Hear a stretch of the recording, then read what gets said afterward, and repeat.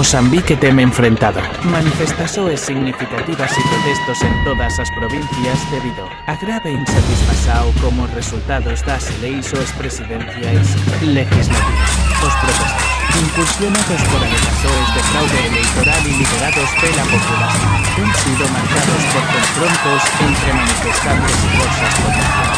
Desta vez, os moradores fizeram barulho com panelas e objetos en panelas e barandas nas ruas dentro de casa como forma de protesto. Após a orientação do venancio presidente eleito pelo povo, o cenário de tensão está agravando cada vez menos.